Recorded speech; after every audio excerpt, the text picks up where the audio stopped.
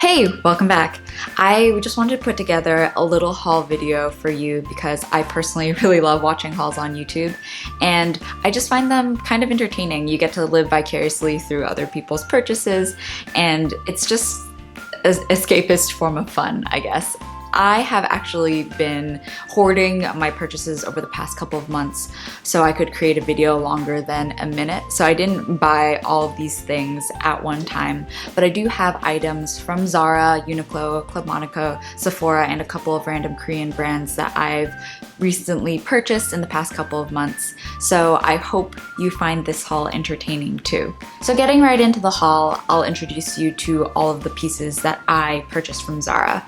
And before I get into anything else, I wanted to say that my sister and I have been absolutely obsessed with Gucci's 2016 Fall Winter Ready-to-Wear collection. It is so beautiful.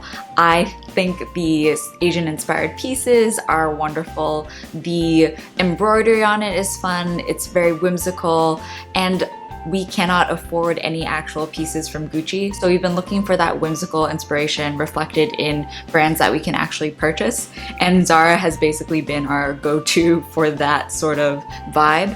They have a beautiful selection of embroidered bombers, they have frilly lace things, and they have this top. So my sister and I actually fell in love with this top the moment that we saw it because it just stood out amongst everything else at Zara.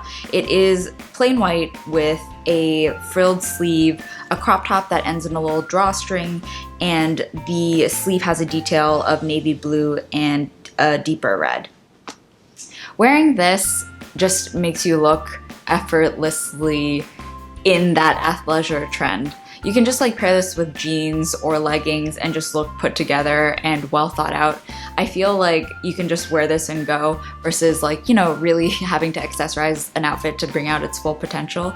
So I've been wearing this a lot and loving it because it's just so simple, but it makes you look like you know what you're doing when it comes to fashion. So the second item that I purchased from Zara was this pretty basic dress from Zara's Trafalgar collection. I think that's how you say it, Trafalgar. It has a constellation print on it, and what initially drew me to this dress was actually just the constellation print, but when I tried it on, I was really surprised that the armholes fit me because I'm so petite and my boobs are essentially non-existent. Usually dresses from Zara, H&M, Forever 21, that sort of thing, they are super big on my arms and it just makes the dress not worth it to purchase. So the armholes fit. It actually also fit really well around my torso and waist, and it also has this cute little keyhole detail at the back, which I really liked. On the website, it also shows someone layering this with a black turtleneck and some cute stockings. So this is a dress that can easily transition from both, you know, late summer to fall and even to winter if it's not too cold where you are. The third item that I purchased from Zara is actually a little bit of a replacement item. I have been wearing a skirt like this for 2 to 3 years, also from Zara in a different material, but I was afraid that it would finally give out this year or break, or you know, it would be to a point of like you can't wear it anymore. So I went in and purchased another skirt that was essentially the same silhouette and cut but out of a different material and slightly longer. I absolutely love this cut of skirt. It's basically a frilled skater skirt, I think, or a flared skater skirt, and it is one of the easiest ways to add a little pizzazz to a boarding outfit. Again, I mentioned previously in one of my other videos that most of my wardrobe is navy and black, and if you're going head to toe black, I feel like you can shake things up in the texture of the outfit or in the small details, like this frilled bottom here.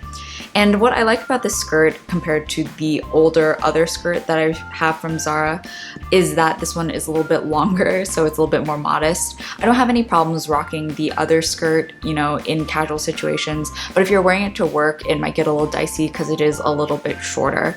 And I will have a side-by-side comparison of the old skirt and the new skirt so you guys can see what that looks like.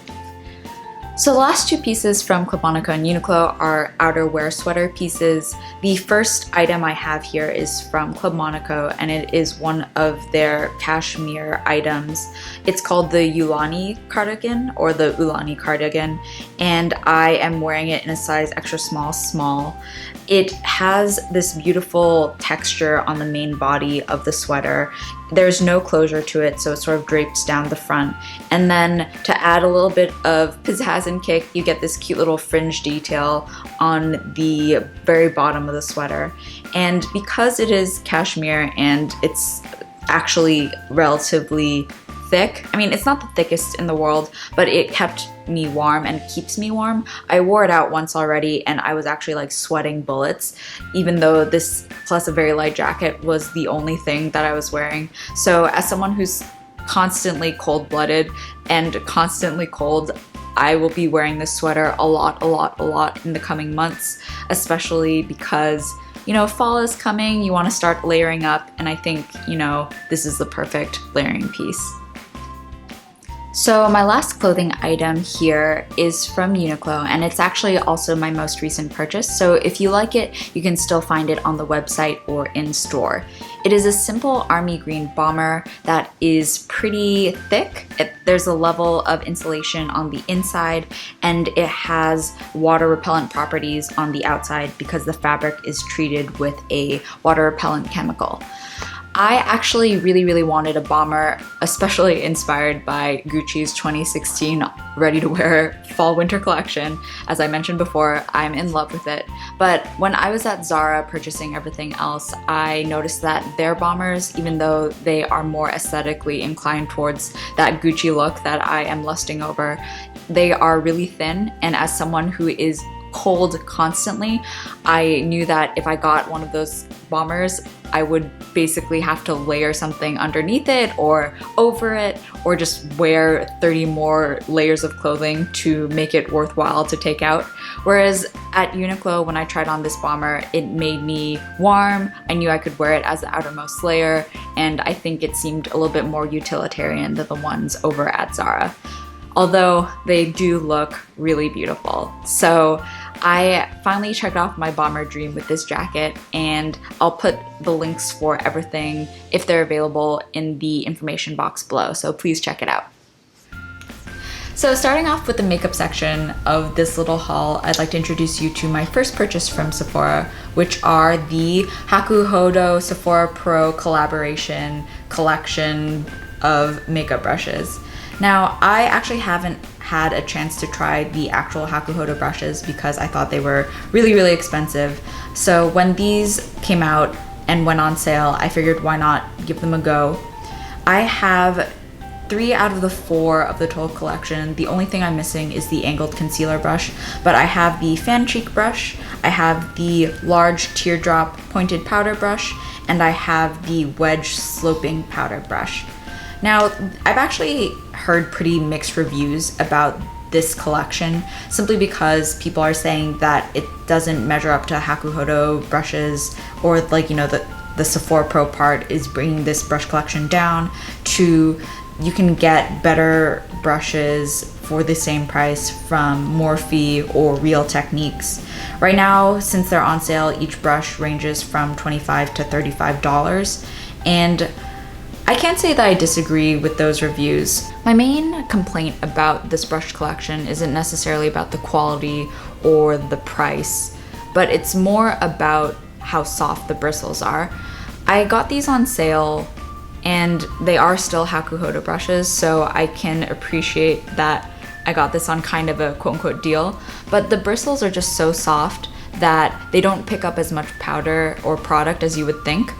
I tend to go heavy-handed on my makeup anyway, so this sort of soft bristle gives me more of a runway to mess up than, you know, a really stiff bristled brush. But the one that I've been using a lot is just the fan cheek brush to apply blush and highlighter. These other 2 brushes I think are replaceable, and I really should return them, but they're just so beautiful. I feel like I can make it work, hopefully. Or maybe I should return them, who knows? I'll let you know if I do.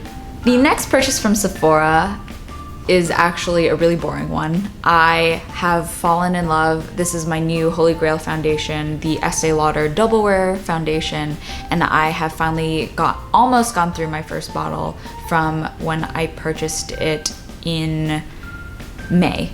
Now, I still have a third of the bottle left, but I am one of those crazy people that don't ever want to be without a backup necessarily of a essential makeup product. So I just purchased another bottle of the Double Wear foundation in 2N1, which is Desert Beige and my color. The last product that I purchased from Sephora is pretty boring as well. It is a refill for my Laura Mercier highlighter in color 01. Now, I fell in love with this product when I received a deluxe sample size from a previous Sephora purchase, and I've slowly been incorporating highlighting into my daily makeup routine. I've really seen the difference it makes in my face. I don't know how I didn't do it before. I think contouring, I still don't really know what I'm doing, but highlighting is simple enough that I can do it and it adds that extra little oomph. So I definitely needed more of the highlight when I hit pan on my deluxe sample, so I upgraded to the larger size. So I finally come to the Asian skincare and beauty section of this little haul, and I can't do anything in moderation, so I have a grotesque number of face masks here for you and me to take a look at. They're from everywhere. Some are from Korea, some are from Japan, some are from Taiwan, and I'll put a little montage of all the masks that I have here, but I was thinking actually I could start a little series called Mask-ery where I could try on these masks and let you know the benefits, the down low. So if you are thinking of getting a particular mask, whether it be a coconut gel mask or maybe a corn-based paper mask, you'll have a guiding point of my experience to help inform your purchase. So let me know what you think down in the comments, and I hope you found this haul relatively interesting.